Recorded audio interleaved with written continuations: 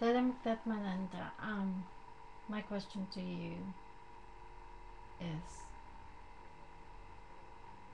um, in terms of you being self-realized, right here, right now, I wanna look at you and your work as a monk. How will it be different? Will you still be a monk if you're self-realized, and will you still be having a guru, or how is it change? How will it change if you visualize you as a self-realized person and knowing what a self-realized personality is?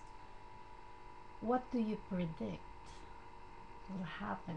Will you still have a guru? Will you do your own mission? What is it? How would you handle that? I have to think about that. So you pass? It's not really something that I worry about. Okay. But No, I don't want you to be worried. but the thing is, you play the roles. You play any role that you want to play. Even when you're realized, when you realize you're just playing roles. While whereas when we are not realized, we feel that this is really my life. So that's the difference. You can act your life when you realized somewhere I am this and that and the other. I'm a father, I'm a husband, I'm a citizen, I'm a, you know, teacher, son, friend, etc. But when you realize, you know what you are. That's the difference.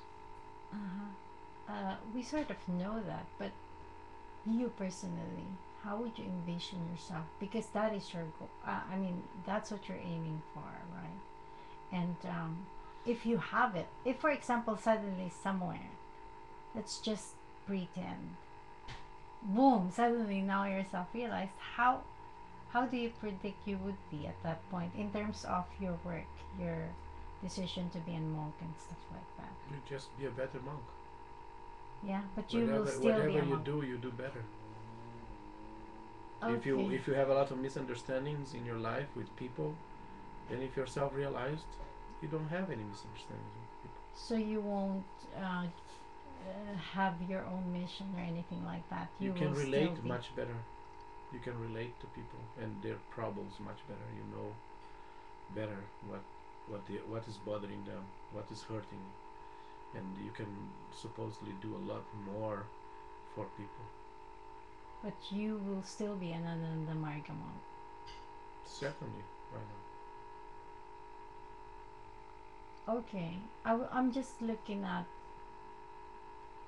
um, how you would view your guru at that point when you're self realized and he is self realized. now. I'll probably get a very clear view of him then, better than the one I have now.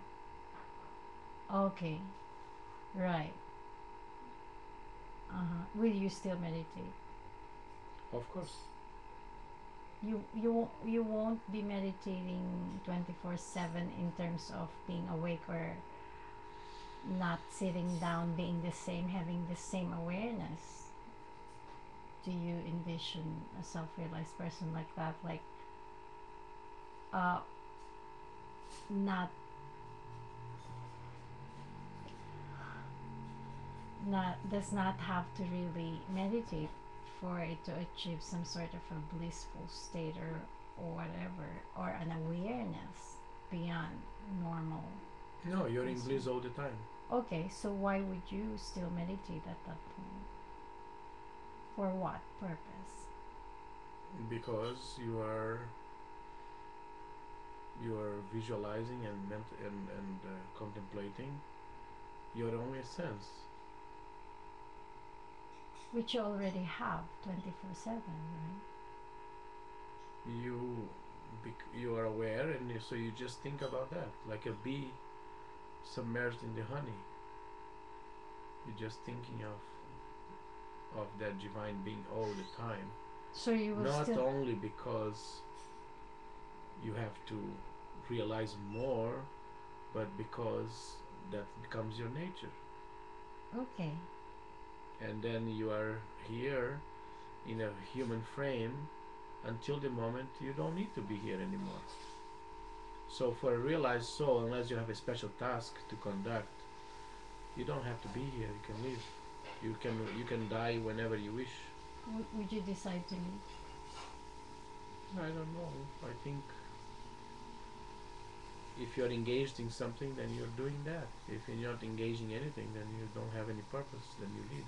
And if you're self-realized, can you come back in whatever form you wanna? I think that's exactly what the great personalities, the great human guide, human, the guiders of humanity. That's probably what they did. They came back and they wanted to do something. That's why they embodied that that power. Right. Um,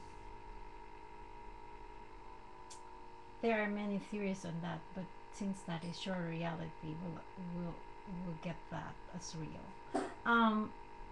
So I thought that you're meditating to sort of get realized, and so you have these processes, meditation processes to be self-realized, and suddenly you are right now self-realized. So why do you have to sit and meditate? You don't meditate to get self-realized. You meditate because you love God. It's a relationship. Okay. So the And more you have of Him, the better it is. okay, you loving God, that means there's a separation between you and God. Yes. But self-realization is merging, That's why you isn't can it? enjoy that relationship, because there's two of you. Okay, in self-realization you merge as one, don't you? Depends on the level of. Uh-huh. But isn't that part of self-real? Meaning, Maybe I you realizing maybe you myself. are completely aware of the unification in the spiritual level, but in the mental level you still yourself. Separated. You still know that your name is such and such, and that you are so and so, and you know your functions in this world, but in the spiritual level, you're already unified. So you're free, but you're still living as a manifested entity. Finite Entity, and separated from everyone else. not separated. I mean, from with How regards can you to be your separated body. if spiritually you are united? That's what I was asking you before, and you Yeah. said you're still in this body, Yeah, which Jivana means Mukta means you have an entity, a person that have achieved the salvation or liberation, but is still living in a human body. right? That is a fact, and I So won't he's contest aware that. of the reality, but he's still living. So what is the difference? What is the change? The change is that now you're realized that you are Yeah, one we're with the. actually wanting to know the exact You want a difference, tangible, tangible difference like that solid people factor, can, not solid, but solid evidence. we're actually we're uh, predicting what self-realization is in terms of specific factors, and that's what we're doing. Actually, it might be true, it might not be. Well, it's a again, in other words, you can say in so many different words.